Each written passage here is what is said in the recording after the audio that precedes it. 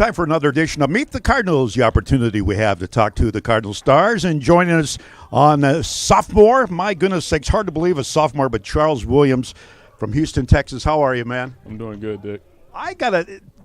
You probably have the most different story of anybody as it relates to Cardinal athletics. You didn't start the season playing, you were redshirted, and then you came on right before the conference season started. Talk about that whole process. Well, it was different. I mean, You think?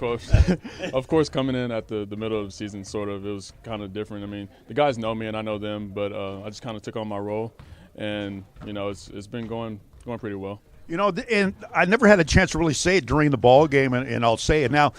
Most guys, if they're redshirted, then they're and I'm not gonna. They're not skating, but they don't keep fighting like there's a chance that I may play.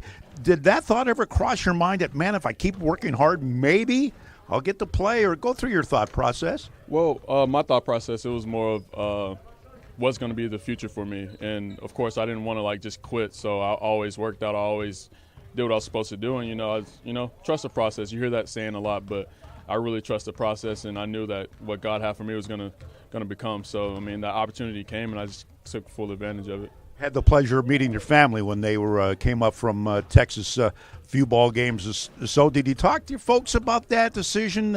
And how did it come down, or does it basically come down to you making the final call? Well, yeah, it was so hardly my family. Honestly, when I first spoke with George about the whole decision, I immediately called my mother.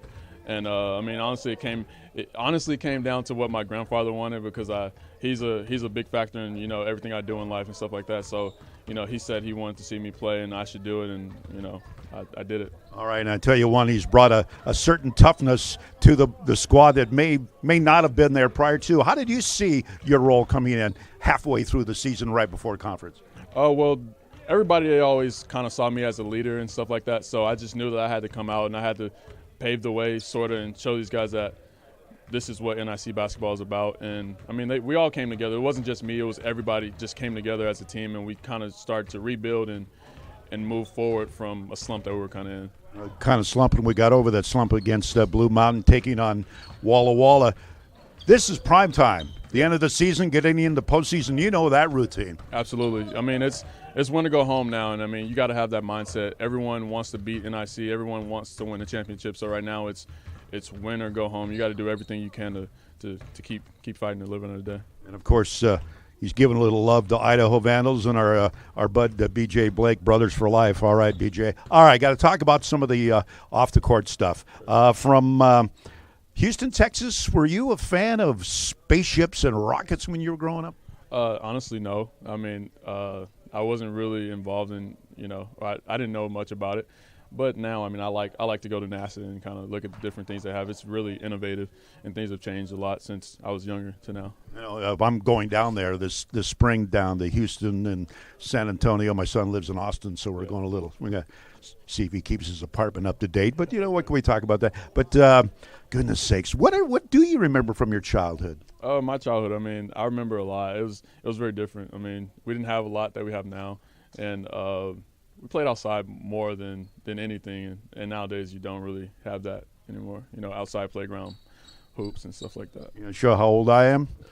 You know what I got for Christmas? What did you get? I got a stick. No, actually, we didn't have the internet. Yeah. We didn't have video games. Yeah, we didn't have cell phones. Charles, how did you survive? I was a late bloomer when it came to social media. I didn't have any of the Twitter, the MySpace, and stuff like that. So I was a late bloomer, but eventually I kind of got put on to those All right.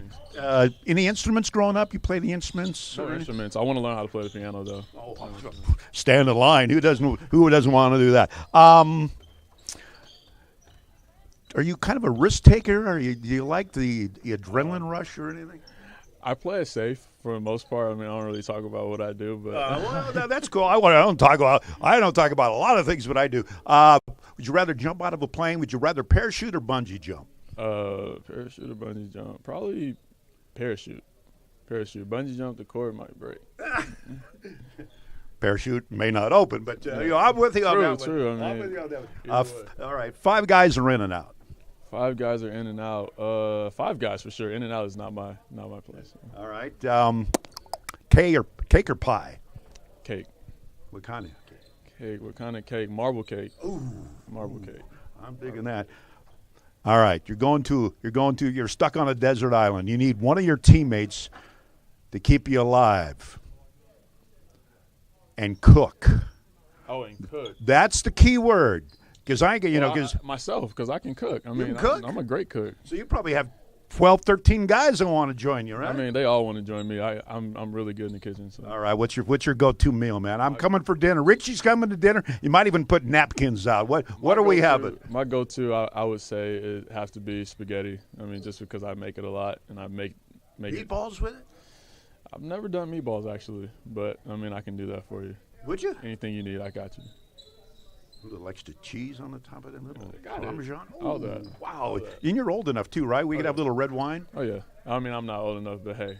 Oh, we'll pretend we're in France. Right. We didn't say that. Now, don't be. All right. Future plans. Future plans. Just finish school. I mean, we'll see where this year leads me as far as future schools and stuff like that. So I want to be a nurse, and with that, it's hard to play basketball and be a nurse. So. To see where it lands me. Tell you what, the way I'm going, maybe you could graduate and come back and be my sidekick, man. I'm getting tired of carrying this heavy equipment. I need someone to do that for me. Shout out time, Charles. Shout out. I mean, shout out to everyone. I mean, I don't know. Everybody. All right. Well, I'll tell you what, that is just an awesome guy. Comes from a great family, Houston, Texas. Meet the Cardinals right there, ladies and gentlemen. That is Charles Williams. Thanks, man. Thank you.